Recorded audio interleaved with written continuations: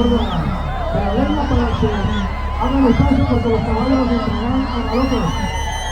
Y atención, marinos, ahí vemos que ya en este momento viene justamente los vaqueros que traen esas antorchas, lo que es historia, lo que es tradición.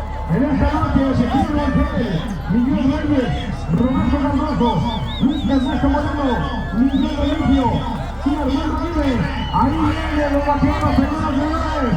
Y así como marca la tradición, ahí tenemos la presencia de estos vaqueros. Aproximadamente en el segundo de la fogata, como decíamos, por ahí viene el gran Roberto Cardoso. Además tenemos la presencia de Tomás Ezequiel, Miguel Reyes, también viene Luis Ernesto Moreno, el que le bendiga su Chiquilí. Tenemos la presencia de Armando Aguirre de Santa Rosa y del porvenir tenemos a Miguel Reliquio.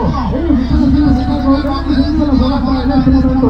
Así es que vamos a pedirle por favor al público que está alrededor de la fila de la ley, bueno, pues que hagan un espacio porque de un momento a otro ellos van a comenzar a alojar el círculo.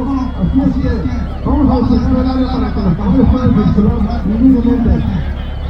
Así es, amigos, los vaqueros después de ese encendido entonces agradecidos por la faena alrededor de la fogata estarán galopando con sus caballos, porque la faena política, el trabajo de vaqueros se realiza y así de esta manera transversal vamos a ver la danza, lo que se vive en la iglesia, lo que se vive esta es la misión para que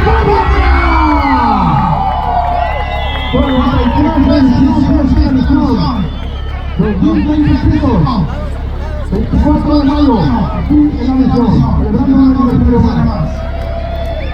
En este momento vemos cómo empiezan a hacer su trabajo los siguientes después de verlo dejar encendido. Ahora sí, el momento de que se viva pues alrededor del fuego. Ezequiel Rafael, Miguel Reyes, Roberto Cardoso, Luis Ernesto Moreno, Miguel Olimpio y Armando Vives.